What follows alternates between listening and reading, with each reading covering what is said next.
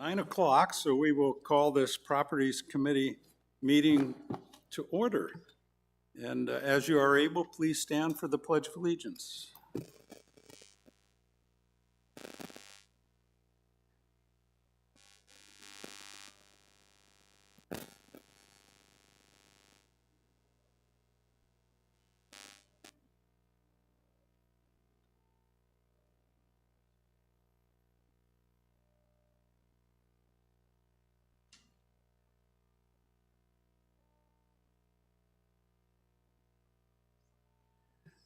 All right, it looks like we have everybody here today. How about that? We have a quorum. Everyone is present. All right, I will read the meeting procedures statement. The governing board and its committees conduct all of their meetings in compliance with Arizona Planned Community Association open meeting laws, 1804, and in concert with RCSCW bylaws, policies, and standing rules. Parliamentary procedures, as outlined in the most recent edition of Robert's Rules of Order, will also be followed in all meetings as appropriate, consistent with Bylaw 3.07, which is procedures for owner-member meetings, and standing rules number 2 and number 3. All right, moving on to 2.01, excuse me. Approval of the minutes from the October 2nd, 2025 meeting. Do I have any additions, corrections to those minutes from the committee? Seeing none, those minutes will stand approved as presented.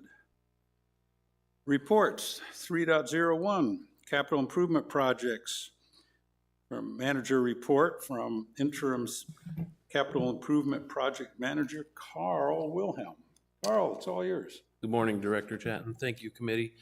For the month of October, we completed projects at R.H. Johnson. The Silvercraft Club Room remodel was completed on 10/27. I believe this committee got to see that on our tours this week.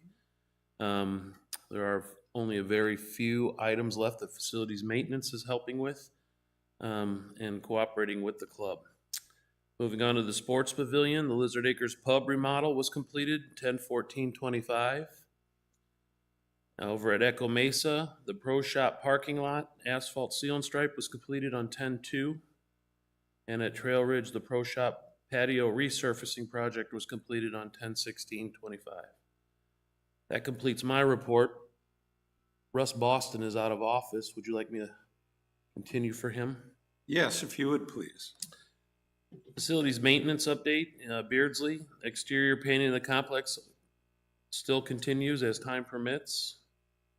R.H. Johnson, the sports pavilion, Lizard Acres. The team is finishing up the last few items that were on the county inspector's list. That inspection is on Monday morning at 7 a.m. I will be present for that, and we have that list complete. Sports pavilion billiards room remodel is at 98% complete. We have modified the deco trim on the walls throughout, retexturing and painting. We have replaced the ceiling tiles throughout. We are in the process of changing ceiling fans, which I actually believe are done now. And we will be moving the billiards tables around November 10th so that the carpet replacement can begin on the 12th. That will be closed for at least, this will be a full closure for at least 2 to 3 weeks based on the carpet being replaced. So we do 2 phases, 50% table movement, do the carpet, roll them over onto the new carpet, and then finish the room. Silvercraft remodel, the facilities maintenance moved all the equipment back into the club, performed final hookups, installed and adjusted all the shelving and pegboard and all the punch list items that the club had for facilities maintenance. We will be recovering all the work tables with new laminate once they are all in and functioning, one table at a time. And I think, again, during our tour, you heard the expressions from the club about being very happy with their new room. So that concludes Russ and my report. Any questions? Any questions from the committee? Any questions from the audience? I don't see anything online. So, thank you, Carl. We will move on to 3.03, Facilities Operations Manager's Report from Sabrina Olivato. Sabrina here? Oh, there she is. Okay. She gonna do it from the back, huh?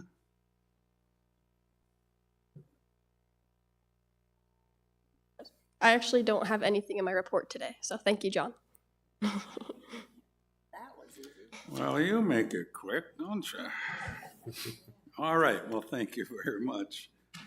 All right, moving on to new business. 4.01, Facilities Maintenance Communication Update.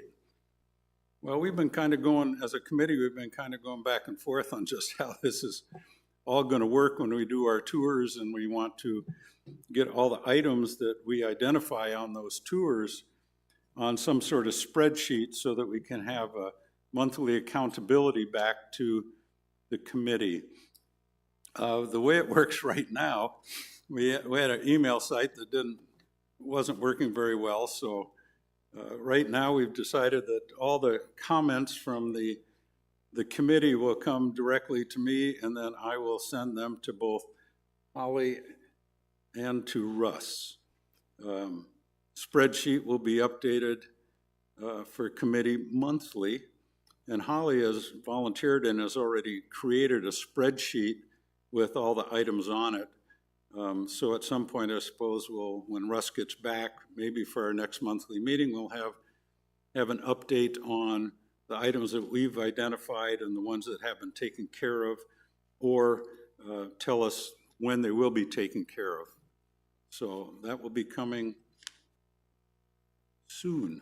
Anybody on the committee have any comments on that? Suzanne? Is it okay to address Holly directly? Sure. Yeah. Holly, I turned in everything that I noted, along with the pictures embedded into the spreadsheet. Did that work?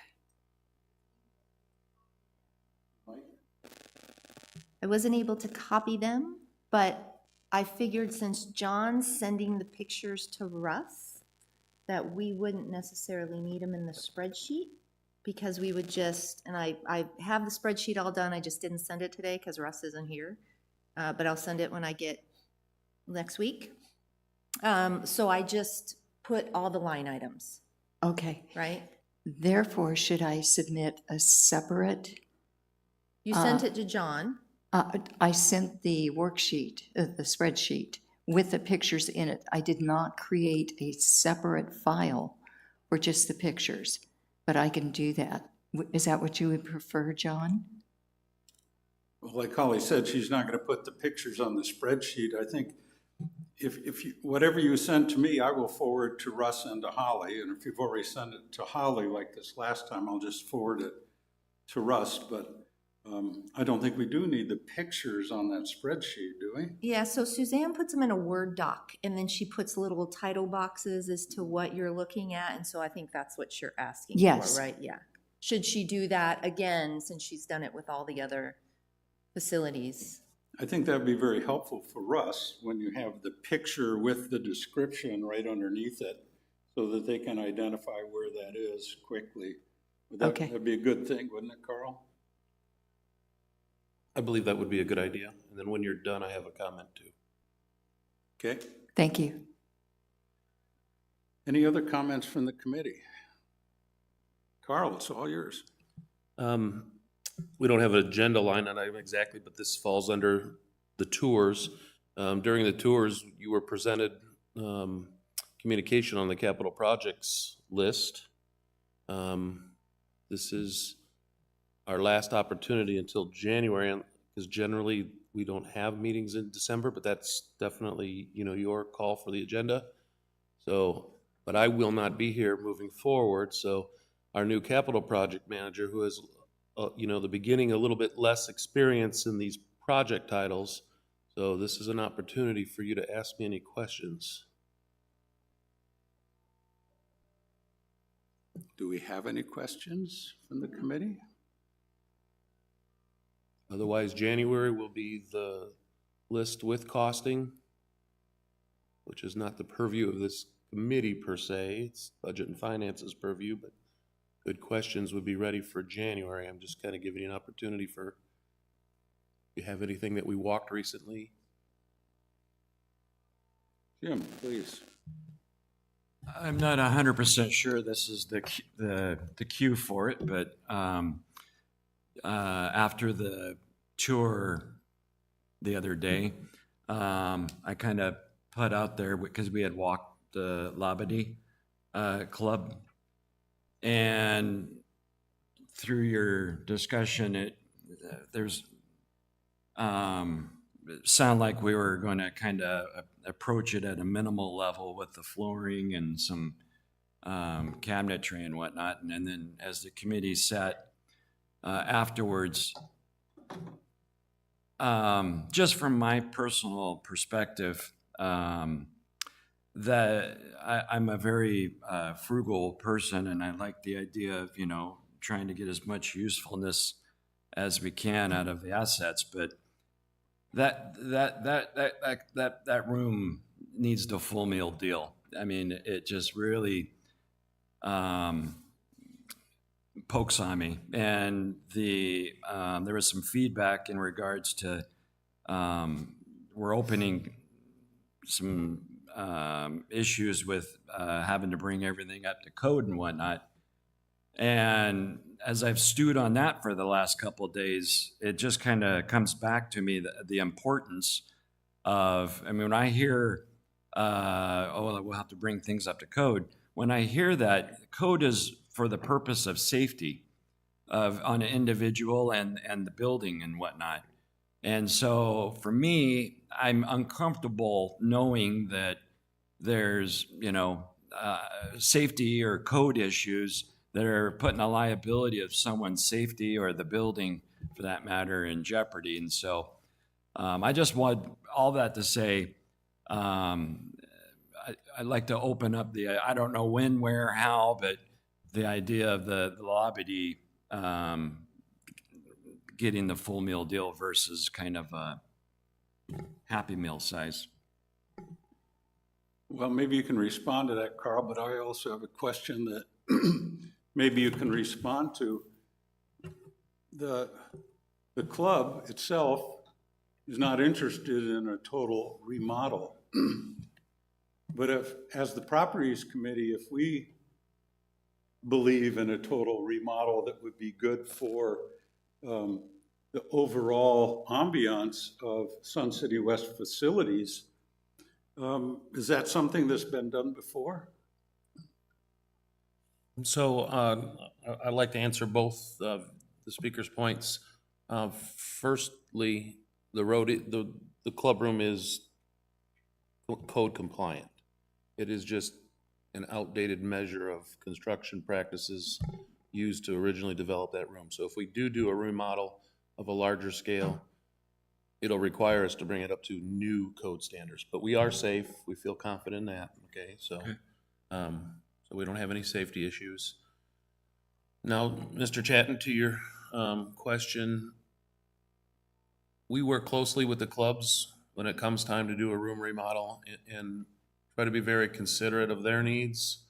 But ultimately, we're the owners of these buildings, and when we do a remodel, we should approach them correctly. We've tried to find the middle ground, if there's not really a need to go into a full-blown, wants versus need kind of remodel. So, but I think you all saw the condition of that room. So, again, the tables that they're working off of with their tools is very old school minded craftsmanship, and it will take some serious consideration from a couple vendors to how to rebuild that like that again. And so I believe that the room deserves a larger scale remodel than just simply calling it flooring and cabinet countertop replacement. It's on the scope of Silvercraft. So, and I think staff is aware of that. So it's your recommendation that helps move that forward. So the process would be for the properties committee to recommend that as a project in a future year? That is always helpful, yes, and that would be your purview. Okay.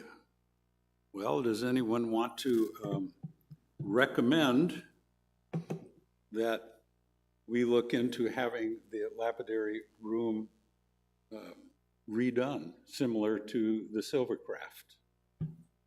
Yes, Carl? I just want to mention, it is an R&R project, so it is already in that realm, and usually when we do a certain level of remodeling, you know, it includes the paint, you just can't go in halfway. So I don't, the recommendation would be like that you positively support that the room gets a higher level of remodel, but it doesn't need any special call out because it's already R&R, repair and replacement on our useful life tools, so. But we're talking about a significant project, $500,000 or so to do that. I would say it's less than Silvercraft, but it is Okay. significant in dollars, yes. Suzanne? With lapidary, do we need to put in a CR 13 or what is the actual procedure for us to accomplish what we think really needs to be done? As I mentioned, the two line items, flooring and countertops and millwork, will automatically encompass what the room's main needs are. And facilities maintenance and I always do a refresher on paint in the room when we do a project that size.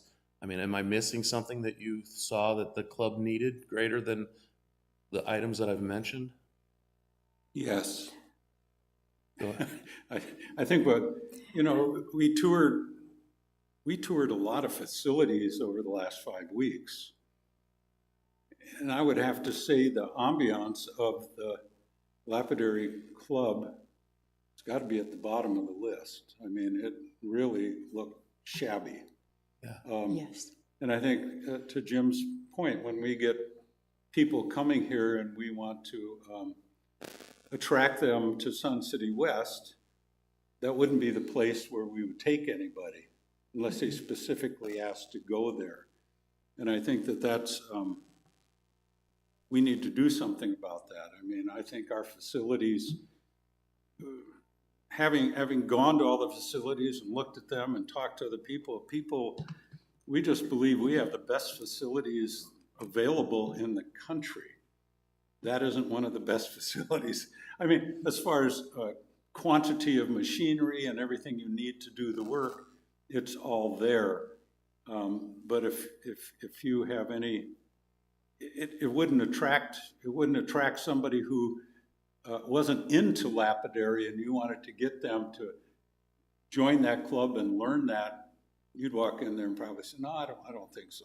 So the only thing that we could add to the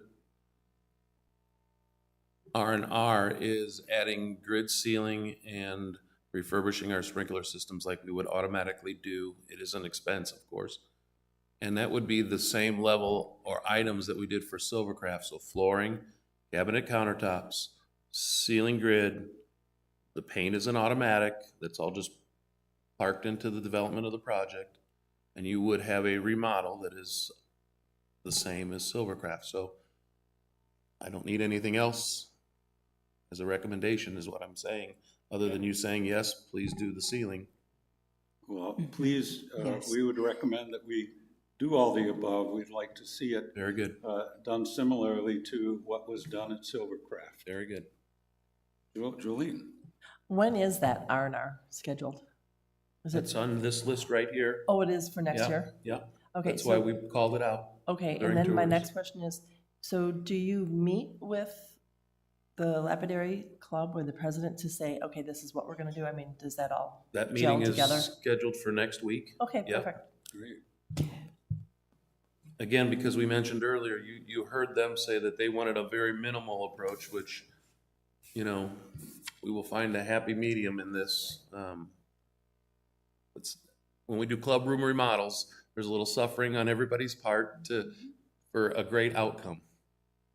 Yeah, I think that's the biggest concern for a lot of the clubs, that they are physically shut down for a period of months while the work is being done, but in the long run, they're well served by what gets done.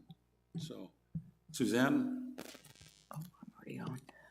Is this something that can be accomplished over the summer so that it is the least intrusive on the membership? Projects are always planned that way. And this is already It's in the 26-27 budget Correct, so because of this. if approved during that cycle, it would be a summer project.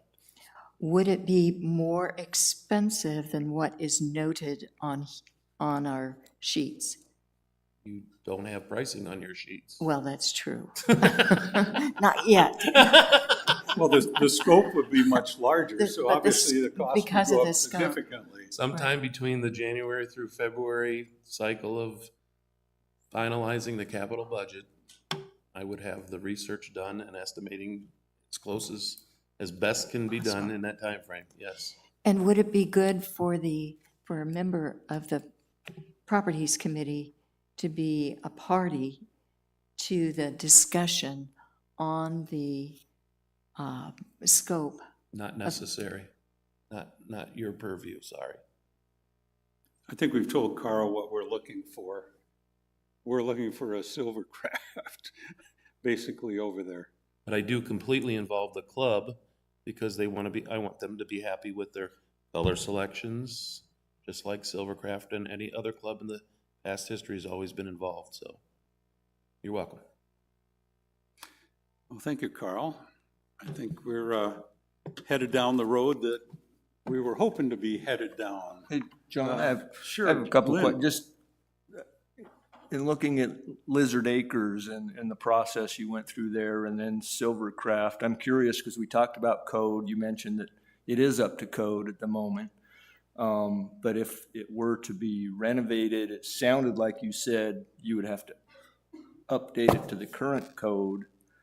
And so in that process, what is there, does Maricopa County come in and take a look at that stuff like they did with Lizard Acres? Or who confirms that the code is up to date? The room hasn't changed since inception, so we're grandfathered under Maricopa County code from the original. And after reviewing a scope of work of what's needs to be done in that room, the electrical and the watering and plumbing mechanical systems already exist. So we just have to ensure that if it has an old school outlet, today it would have a GFI outlet, which I already believe in areas that you can't see that we do have that kind of equipment based on years of improvements. From an outside looking in, you saw the dusty boxes with the machinery on top, and it just looks old school. And I even made comments to its old school construction style. So we're already there. It's just going to have a brand new code compliant version of what it is today. So.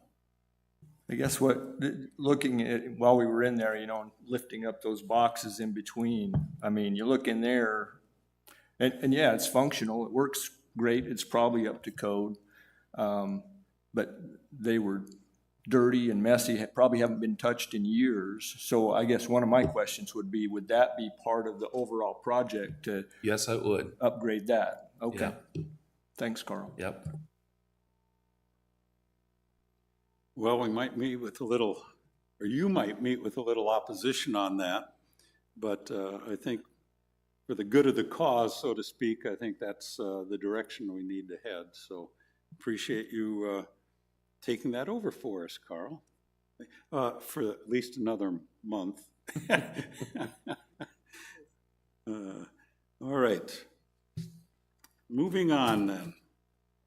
4.02, facility policies reviews. Well, we all have the policies, and I believe we're going to have a working group to review these, but before we do that, I'd like to go through these and find out which policies nobody has any comments on or any proposed changes to, so that we can narrow the scope for our working group as to what they have to do.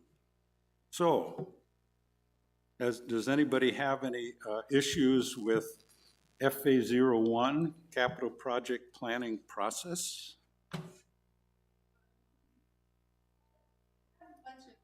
About them, right? And so I don't know who to ask, right, about them. Well, I think Carl could probably answer some of them. Oh, because you're capital.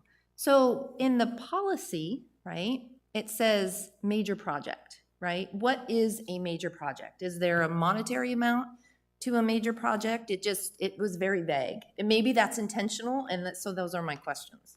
Yeah, projects from my chair and during our season of explaining what projects are all about, there are easy projects, and then there are the projects that potentially could be labeled as a major, like a building addition. It doesn't take a lot of work to determine what the scope of work to replace the carpet of this room is. But it does follow the same project planning process technically as really anything else, which is our natural cycle that you're sitting in right now of the few months in the beginning for just tours and initial discussion on projects, then the next cycle after January discussing it in more in depth because cost is added, and then basically the last 3 months of the budget cycle, which is the approval session, and it does get a little bit deeper discussion because an annual budget is added. So I just went over basically what your cycle of your governing board year looks like, but in that, the projects in the project planning documents, it follows that cycle. So that's why I just mentioned that. So if you see the flow chart just kind of winding its way around, a major project sometimes requires, and it's listed in that document as your determination of 2-year planning. And generally I come to the table saying, I think this project deserves 2 years of planning, meaning 1 year for documents, architectural discussions, deeper discussions from staff and the governing board, other vendors' involvement. And then in year 2 would be where we're sitting today for saying, yes, everything is here at the table. This is what the price is. Now can we go through a governing board approval cycle? That would be year 2. A majority of our projects don't require that.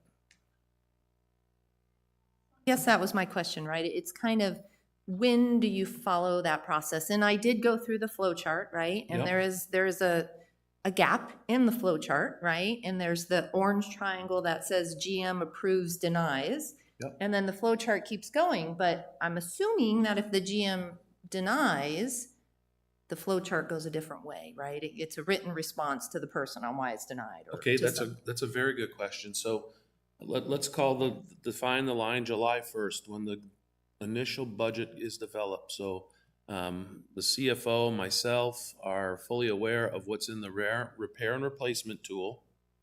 And it has all of our assets that their useful lives have come due. And that is how the initial sheet that you were given came about. It wasn't just because, it was because the majority of it's R&R. Then there's that capital block at the top that's considered new. It's generally very small, but they are new items that were brought up from either previous year discussion, a governing board request, a community member request, or a staff request. So again, starting at July 1st, you have, I put together an initial list, and immediately at the general manager's staff meetings, we say, okay, our initial budget is this. And it's, anywhere from 10 to 100 items long. And we already know, based on previous history of cost, approximate costing for these projects. So we discussed that all over the summer, and I go into deeper depth, starting working on getting estimates throughout the summer. And then we hit September, which is where these committees begin. And you have the opportunity to see the initial list without costing per committee. So if it's a chartered clubs project, the chartered club committee has a version of this list. Properties has the list that has everything to do with properties, but budget and finding has a list that has everything Okay? And it's up to you for these next 3 months to discuss it, September, October, November. And then by January, I've had enough time to develop that budget with accurate costing. Everything is subject to change or, impact, but pretty much we're confident that what we're asking the general manager to submit to the governing board as a budget, it's pretty rock solid. So, Got that. okay. Who is the audience for these policies? Who's the audience? Like you're saying, telling us to review them, because based on what Carl's saying, it's not necessarily the owner members, right? I thought it was owner members, chartered clubs. Okay, so your policies for this committee are just those right there. Charter Clubs has its own policies to review. Budget and Finance has its own policies to review. And it's just your purview to take these working documents. These are very successful policies. Each year, somebody might have a question or interpret it a little different that takes us down a path of review and change, maybe making us improved. And that's what the duties on these assessments are. Otherwise, this committee might say, hey, it's working, it's not broken. We just move on. And that has happened plenty of times. So as a courtesy, you're a volunteer on this committee, and the director, governing board director, is giving you an opportunity to review the policies. That's really what it is.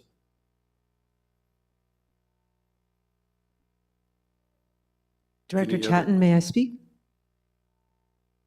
Please, go ahead. I'm so sorry to interrupt. So I'm Christine Novello, 127780. I'm the governing board president and a director, together with Director Chatton and Director Piaskowski. So in that role, I can ask to interject as a member of the committee. It's sort of ex officio. So I hope this helps. All the policies of the governing board are designed to help guide the operations of Sun City West.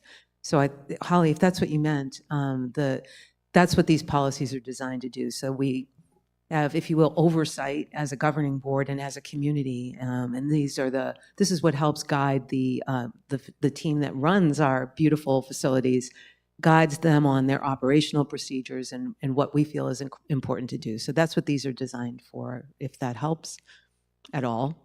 And for the project planning process and the whole process that Carl went into and described, if it helps, I believe it's October 10th at the governing board meeting. There's a 2-page document that gives you a little process flow on how the budgeting process works. I hope that helped. Thank you, Director Chatton. Thank you, President Novello. I think the policies are basically our committee's opportunity to set the rules for staff to proceed by when they're looking at different projects. So it's staff then, the audience is staff. I think the audience is staff for the most part. And they exist so that the community understands why staff operates that way. We have our guidelines, and it's full transparency so that everybody sees it. So everybody is the audience, but this is our rule book, as it was mentioned. Sounds good. Jolene, you have a comment? Just what Carl said. So what happens is, these policies, if you read them, it tells our staff what to do, but it also informs our residents, our owner members, what they can and cannot do. So it's like a full circle kind of situation. Does that make sense? She's got a million more questions over here. No? Well, no, that's fine. Does anybody else have any questions on FA01? If not, we will assume that FA01 will stay as presented. Pardon? Oh, you still want to have it reviewed by committee? Okay, that's fine. All right, let's move on to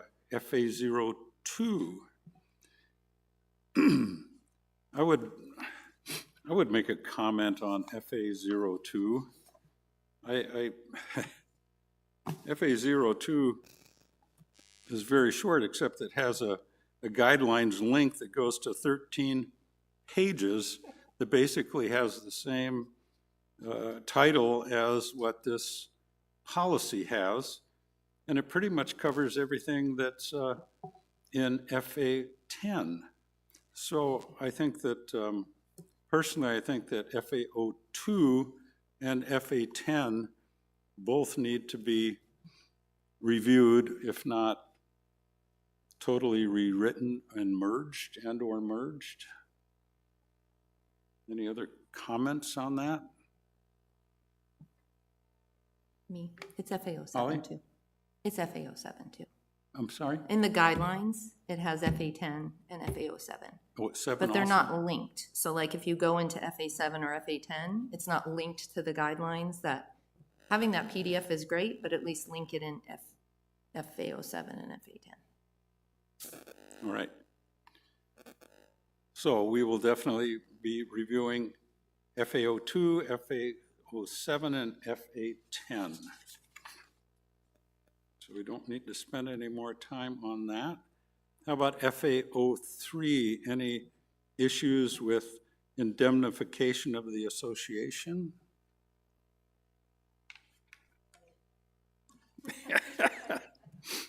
I only had one small comment that I don't know that pertains to review, but it says hereby adopt, the governing board hereby adopts the policy of requiring all commercial organizations who are granted use of facilities, I think it should be who are granted access and/or use of the facilities. But I don't know that that needs to be, any comments on that?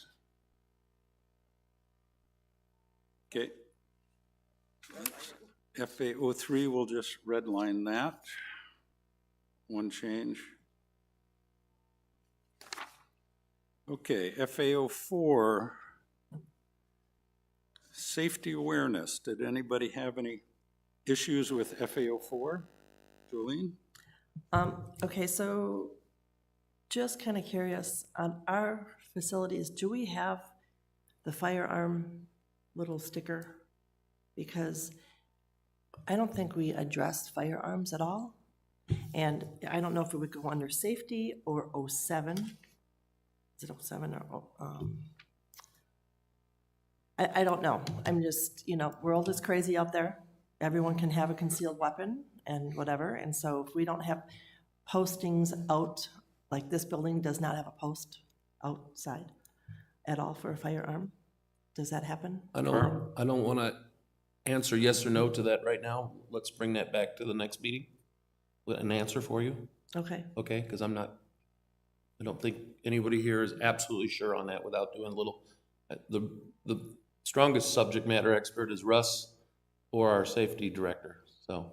And I don't know if if we need it to be posted, but it's a good question. brought up and it would just be, all of our facilities, right? Because, I don't know.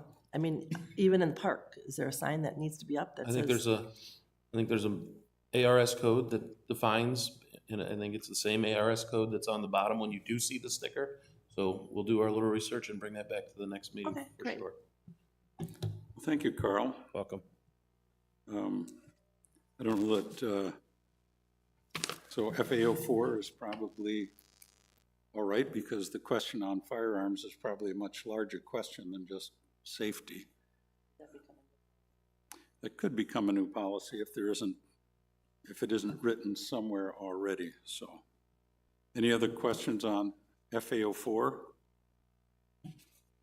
right, we'll move on to FAO5, smoke-free environment. Any questions or comments on smoke-free environment? Suzanne, please. Well, it's more than a smoke-free environment, because according to what is written in the policy, the purpose 1.0 purpose. On the third line, it says desires to provide a healthy and pleasant, smoke-free, and odor-free environment for the residents. Odor-free. Can we define that better? Because if we're talking odor, in all of the restrooms, there are fragrance. And it is over the top fragrance. And as you all witnessed when we were doing our walkthrough, I had an asthma attack due to that fragrance. So, how do we address that? I think this needs to be looked at. Okay, we will add FAO 5 to our work group. Any other comments on FAO 5?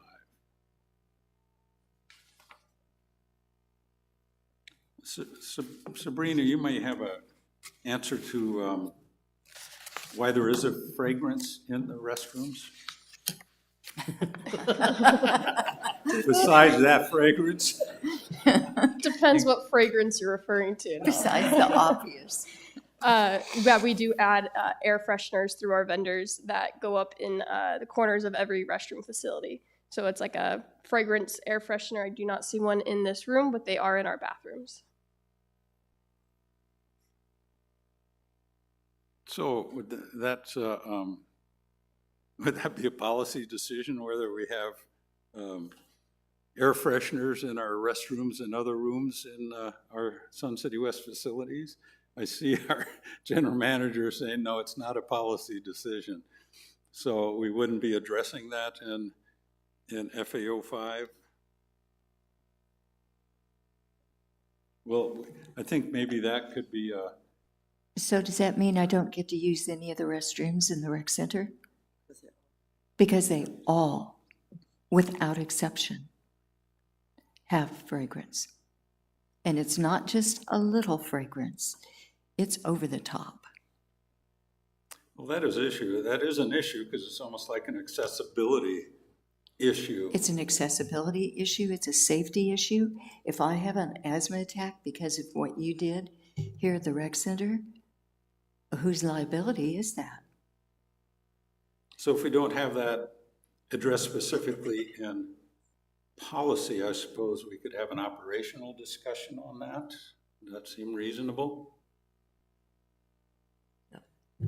Okay, Jolene, you have a comment? Is there, I've seen those, and they are strong. Is there anything else that we could have an option of as opposed to the piece of gel that gets put out there?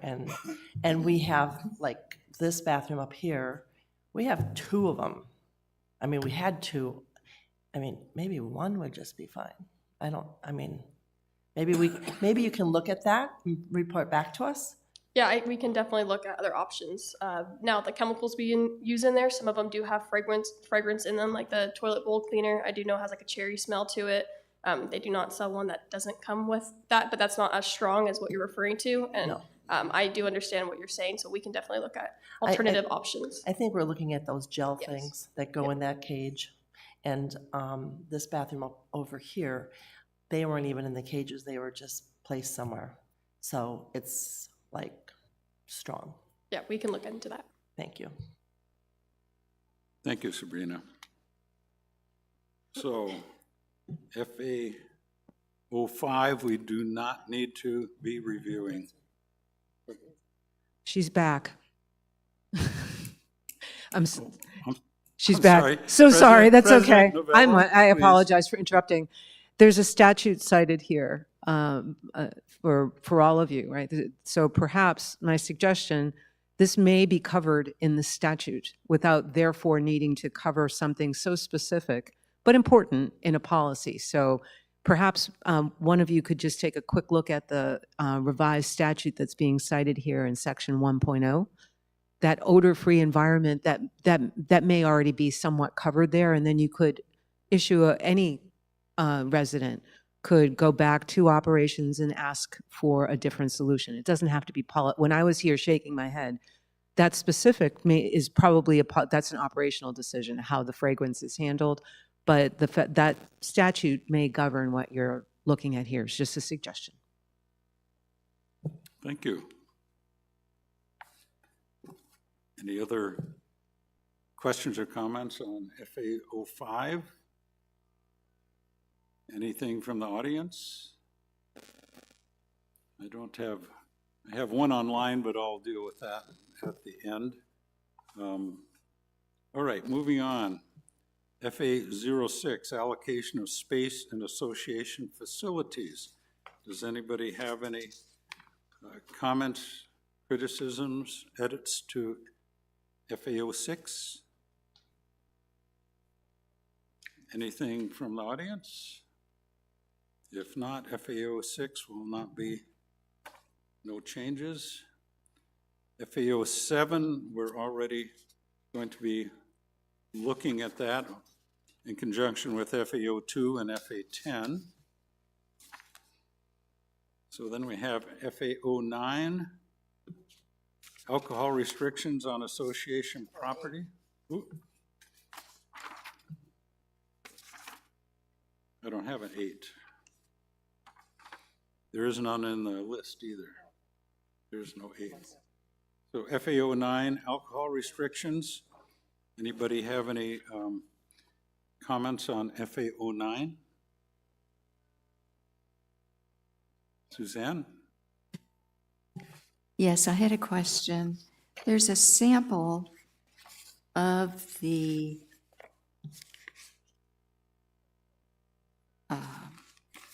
of what is posted, the notice that's posted. But the notice has it's not exactly the same as what is written in the policy. So shouldn't it reflect the exact same verbiage that's in the policy, that where you see what the consequences are if you bring alcohol onto the premises? Yeah, I think that's probably something we should look at, because it gives the restrictions, but it doesn't give us any penalty. It's not like we Correct. see a sign that says if you litter, fine up to $400. It just has the restriction, but no potential penalty for it. So maybe we should leave that. FA 09, we should look at that, if nothing else, but for the notice that gets posted. Yes. Okay. Any other comments on FA 09? Any comments from the audience? If not, FA 10 we are already going to be reviewing. So at this point, I would like to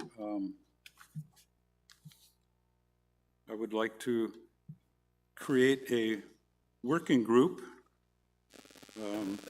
The purpose of the working group would be to review the policies, FA 01 through FA 10.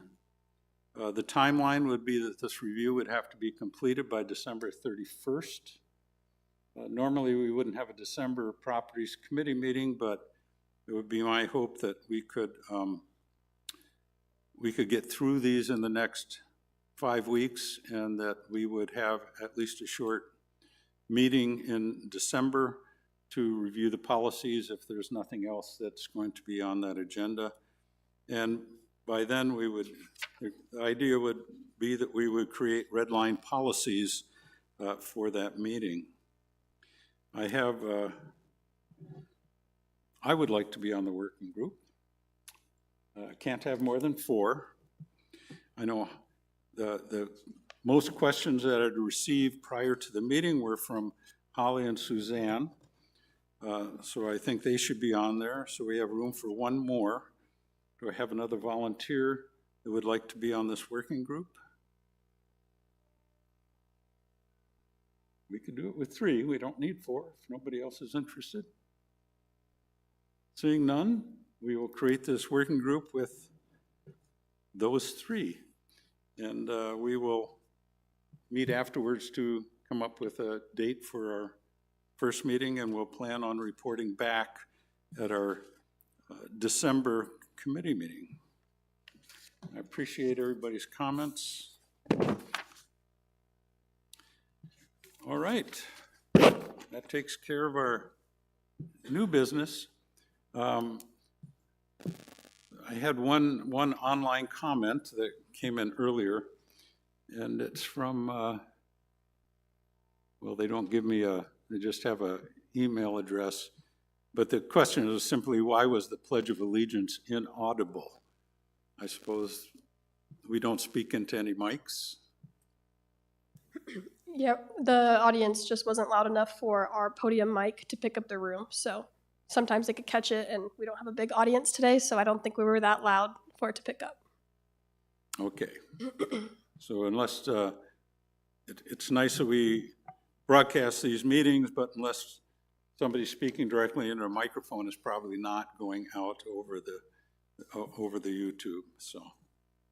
All right, moving on to comments. 5.01, this is where the committee gets to comment on anything they like. I think we'll start with Lynn. No comments. Okay, Holly. Nope. Mike? Nothing for Mike? John? Nothing. Jolene? I do have a comment.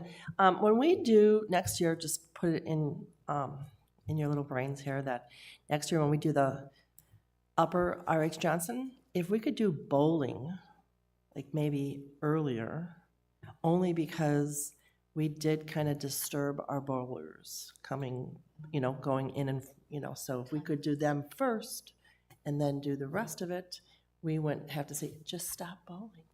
Don't.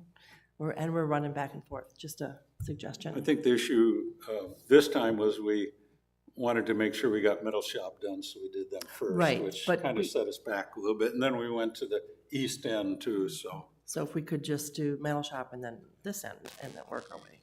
point Just taken. yeah. Suzanne, anything? Of course. First of all, I want to thank Carl. You have been amazing.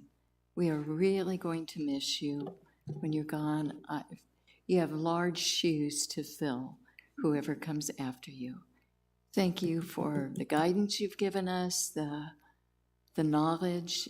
You've just been the full package, and we really appreciate all that you have done. And as you've guided us on the Properties Committee too, you've just been amazing. So thank you. And Sabrina, you have been equally amazing. Thank you. Because we have lots of questions when we go on these tours, and you guys are both there to answer our questions. And even Russ, he acts almost immediately on anything that we see that needs immediate attention. So you guys are a great team, and we're honored to have you as part of our Sun City West team. Thank you. Hear, hear.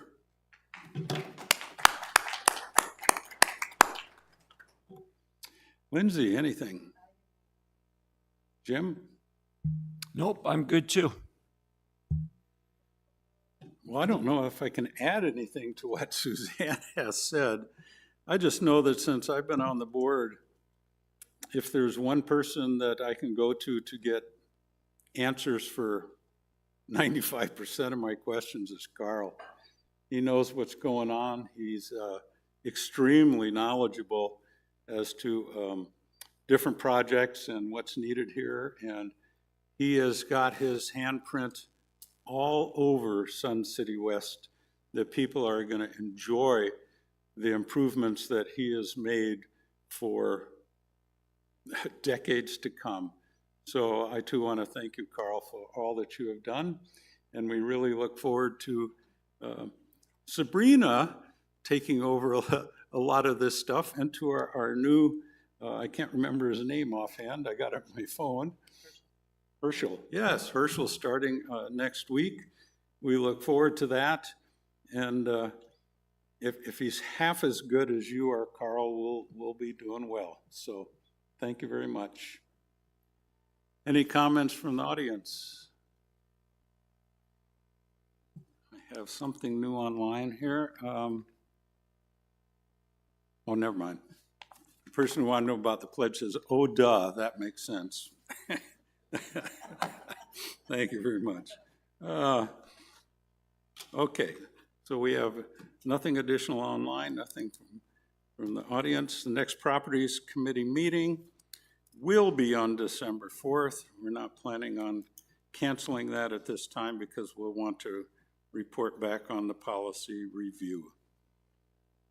So, no further comments or questions. With that, we will adjourn the meeting at 9:55. Thank you very much.